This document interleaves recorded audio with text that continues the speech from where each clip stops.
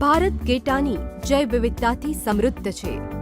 ભારતની વિવિધતામાં સમૃદ્ધ આશરે 40 જેટલી ઘેટાની ઓલાદો છે. દુનિયામાં ઘેટાની વસ્તીની દ્રષ્ટિએ ભારતનું સ્થાન 5મું છે. ભારતમાં વર્ષ 2019માં 20મી પશુધન ગણતરી પ્રમાણે દેશમાં કુલ ઘેટાની સંખ્યા 7.426 કરોડ છે, જે અગાઉની ગણતરી કરતાં 14.1% જેટલી વધુ છે. ગુજરાતમાં ઘેટાની કુલ સંખ્યા આશરે 18 લાખ છે. પાટણવાડી, મારવાડી અને પાંચાલી એ ગુજરાતની 3 મહત્વપૂર્ણ જાતિઓ છે. ગુજરાતમાં કચ્છ, સૌરાષ્ટ્ર અને ઉત્તર ગુજરાતના ઓછા વરસાદ ધરાવતા સૂકા પ્રદેશમાં ઊન પેદા કરતા ઘેટાની વસ્તી મોટા પ્રમાણમાં છે. દેશમાં વંશ પરંપરાગત ઘેટા ઉછેરનો વ્યવસાય કરનાર ખાસ વર્ગના લોકો ઘેટા પાલન કરે છે, જેઓ ઋતુના ફેરફાર અનુસાર ચરિયાણની શોધમાં એક જગ્યાએથી બીજી જગ્યાએ ફરીને જીવન ગુજારે છે. શિયાળા તથા ઉનાળાની ઋતુમાં પાક પૂરો થયા બાદ ખેતરોમાંથી પણ ઘેટાને ચરિયાણ મળી રહે છે, જે પૌષ્ટિક દ્રષ્ટિએ ઘણું જ ઉપયોગી હોય છે. જે તે પ્રદેશની ખેતીના પ્રકાર અનુસાર આ લોકો ઘેટાની સાથે સ્થળાંતર કરવાની ગતિવિધિ નક્કી હોય છે.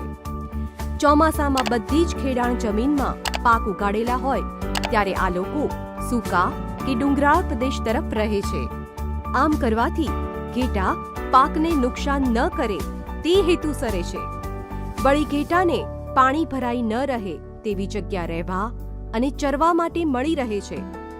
ચોમાસુ પાકની કાપણી થઈ ગયા પછી ઘેટાને મેદાનોમાં ખેડાણ વિસ્તારમાં લાવે છે. ઘેટા અહીં નિંદામણ તથા અન્ય કુદરતી ઘાસ પર નભે છે. વળી ઘેટાને રાત્રે ખેતરમાં બેસાડી ઘેટા પાલક વધારાની આવક મેળવે છે. મોટે ભાગે ઘેટા પાલક સરેરાશ 100 થી 150 જેટલા ઘેટાનું ટોળું રાખે છે. જૂજ લોકો ખેતી કરવા સાથે સવ્યવસાય તરીકે ઘેટા રાખે છે, જેઓ 20 થી 30 ઘેટા જ રાખે છે. ઘેટા ઉછેર વ્યવસાયમાંથી મુખ્યત્વે 4 પ્રકારે આવક થાય છે: ઊન, બચ્ચા તથા પુખ્ત ઘેટા, દૂધ, ખાતર. ઘેટા ઉછેર એ ખાસ કરીને આપણા માલધારી સમાજ, ખાસ કરીને નાના પશુઓ પાળતા માલધારી પશુપાલકોનો ખાસ વ્યવસાય રહ્યો છે. ઘેટા અને બકરા પાલન એ બંને માલધારી સમાજનું પાલન કરે છે. પશ્ચિમ ભારતમાં ખાસ કરીને ગુજરાત, રાજસ્થાન અને એવા જે સેમી એરિડ એરિયા છે એમાં ઘેટાઓનું વિશેષ પાલન થાય છે. ઘેટાઓનું મુખ્યત્વે પાલન ઊન અને માંસ માટે થતું હોય છે અને થોડા ઘણા અંશે દૂધ માટે પણ થતું હોય છે.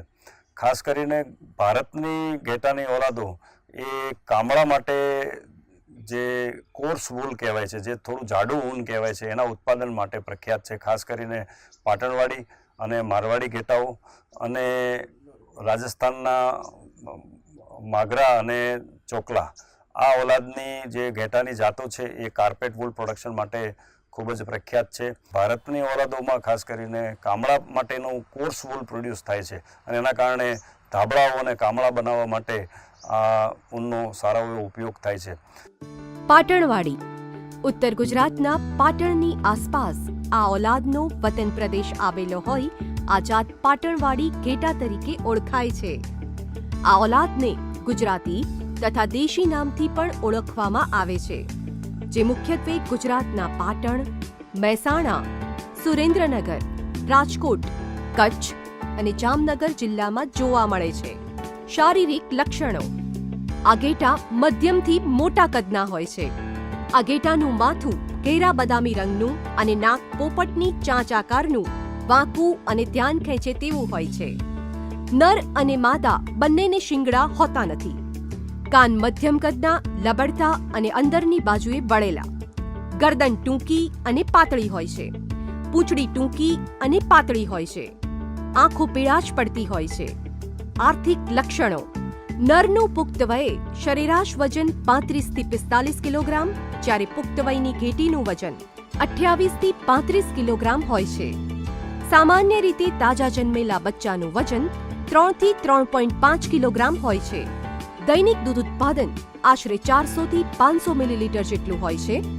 આ ઘેટા પીળચટ્ટુ સફેદ ઊન પેદા કરે છે.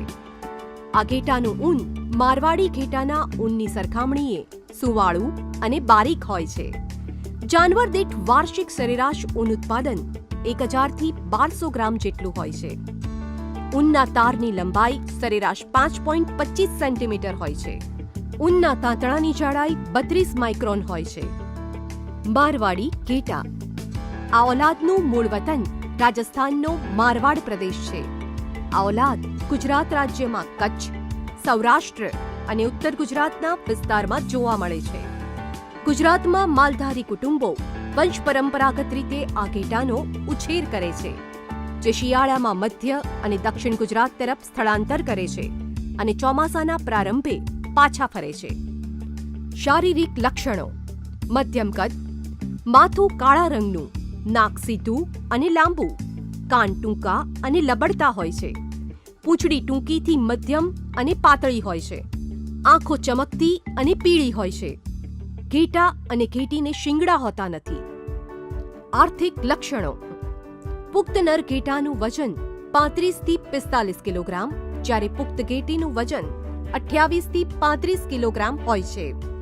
સામાન્ય રીતે તાજા જન્મેલા બચ્ચાનું વજન 3 થી 3.5 કિલોગ્રામ જેટલું હોય છે. દૈનિક દૂધ ઉત્પાદન આશરે 300 થી 500 મિલીલીટર જેટલું હોય છે. ઘેટા સફેદ પણ બરછટ ઊન પેદા કરે છે. જાનવર દીઠ ઊનનું વાર્ષિક સરેરાશ ઉત્પાદન 1000 થી 1200 ગ્રામ જેટલું હોય છે. ઊનમાં વાળનું પ્રમાણ વધુ હોય છે. ઊનના તારની લંબાઈ સરેરાશ 6 સેન્ટીમીટર હોય છે. ઊનના તાંતણાની જાડાઈ 37 માઇક્રોન હોય છે. પાંચાલી એટલે કે ડુંબા ઘેટાની ઓલાદ.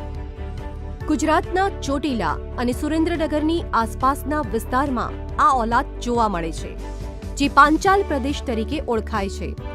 પાંચાલી એક જાજરમાન દેખાવવાળી જાતિ છે, જેનો પાટણવાડી અને મારવાડી ઘેટી સાથે સંવર્ધન માટે મોટા પ્રમાણમાં ઉપયોગ થાય છે. આ ઘેટા દૂધ અને માંસ માટે ઉછેરવામાં આવે છે. શારીરિક લક્ષણો: આ ઓલાદ વધુ વજન ધરાવતી અને મજબૂત છે. માથું ભૂખરા અને શરીર સફેદ રંગનું હોય છે. કાન લાંબા અને લબડતા હોય છે. પૂંછડી લાંબી હોય છે. પગ લાંબા અને વધુ અંતર ચાલવા માટે સક્ષમ હોય છે.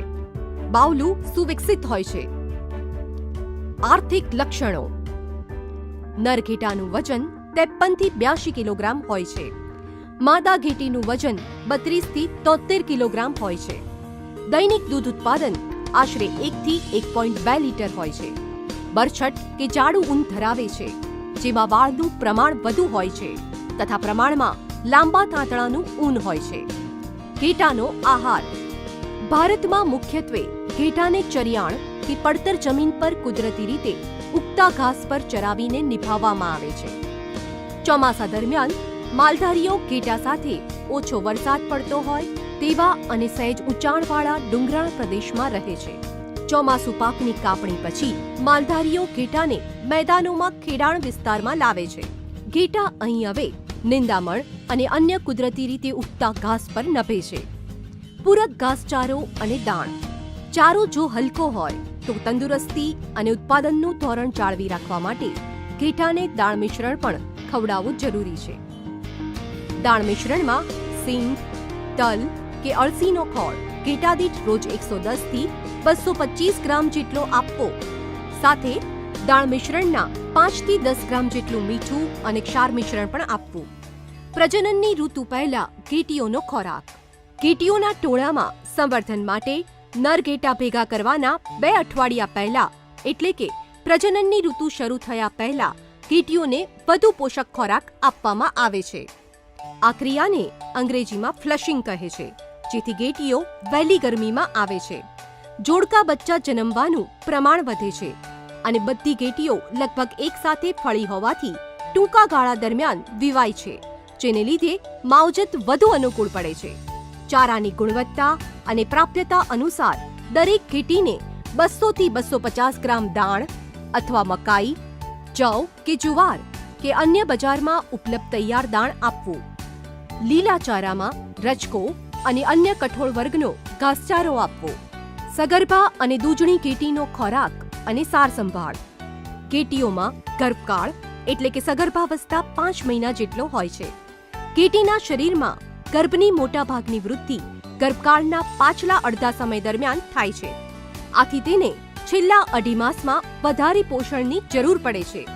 જો સારું ચરાણ પૂરતા પ્રમાણમાં મળતું હોય તો ઘેટીઓને પહેલા અઢી માસ દરમિયાન વધારાનો ખોરાક આપવાની જરૂર પડતી નથી. પરંતુ તે ઉતરતી કક્ષાનું હોય તો ધાન્ય ચારાની આડપેદાશ કે સાઇલેજ આપવું પડે છે. ગર્ભકાળના છેલ્લા અઢી માસ દરમિયાન સારો ચારો આપવો. વધારામાં સગર્ભાના 11મા અઠવાડિયાથી માથાદીઠ રોજ 125 ગ્રામ દાણ આપવું. દાણ આપવાનું પ્રમાણ 16મા અઠવાડિયે 200 ગ્રામ કરવું તથા ક્ષાર મિશ્રણ આપવું.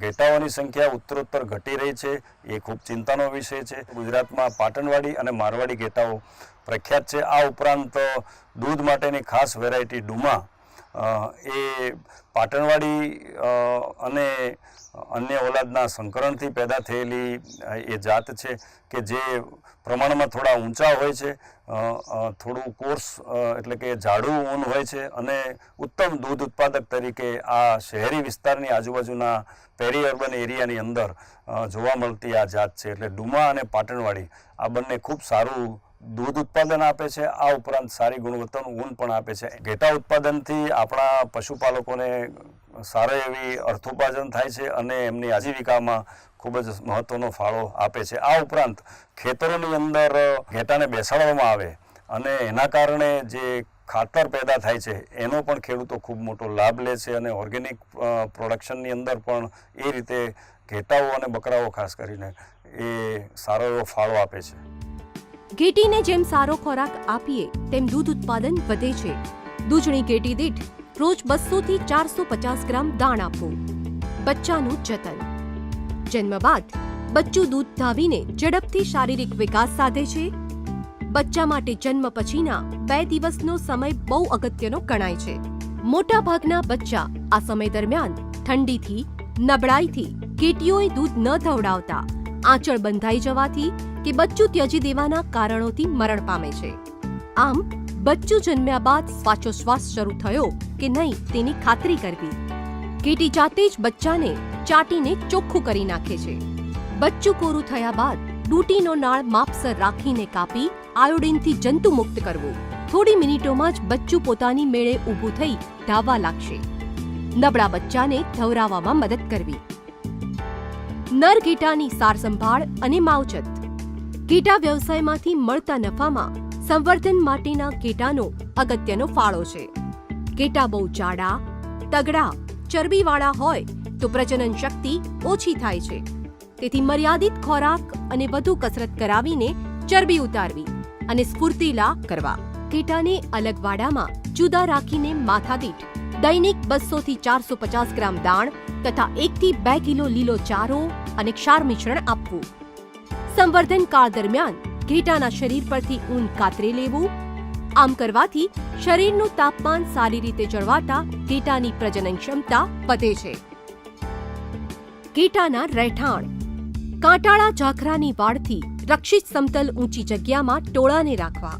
વિપરીત વાતાવરણમાં વરસાદ અને ઠંડા પવનથી ઘેટા કે બચ્ચાને રક્ષણ મળે તે માટે ઘાસપરાળના ઝૂંપડા બાંધવા.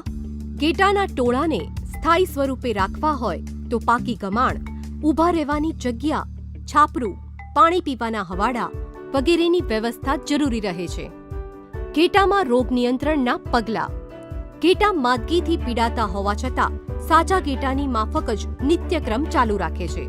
તેથી માદા ઘેટાને જલ્દીથી ઓળખી શકાતા નથી. ઘેટા ટોળાબંધ રહેનાર પશુ હોવાથી રોગનો ચેપ ઘણી ત્વરાથી પ્રસરે છે. તેથી રોગ થતો જ પકડાઈ જાય તે ઇચ્છનીય છે. માંદગીના કારણોમાં મુખ્યત્વે ઓછી જગ્યામાં વધુ ઘેટા રાખવા, ભેજવાળી જગ્યામાં ચરાવવું, હવામાન અને ખોરાકમાં અચાનક ફેરફાર થવો તથા જંતુઓ અને પરોપજીવીઓથી રોગ થવાનો સમાવેશ થાય છે. ગુજરાતમાં ઘેટા ઉછેર અને સંશોધન કેન્દ્રો. ગુજરાત ઘેટા અને ઊન વિકાસ નિગમ લિમિટેડ દ્વારા ઘેટાનો ઉછેર કરવામાં આવે છે. ઘેટા ઉછેર કેન્દ્ર આસેડા, ડીસા, બનાસકાંઠા. ઘેટા ઉછેર કેન્દ્ર નાના લાયલા, નલિયા, કચ્છ. ઘેટા ઉછેર કેન્દ્ર મોરબી. ઘેટા ઉછેર કેન્દ્ર જસદણ. આમ ઘેટા પાલન એ ગુજરાતના માલધારીઓનો અગત્યનો મુખ્ય અથવા પૂરક વ્યવસાય છે.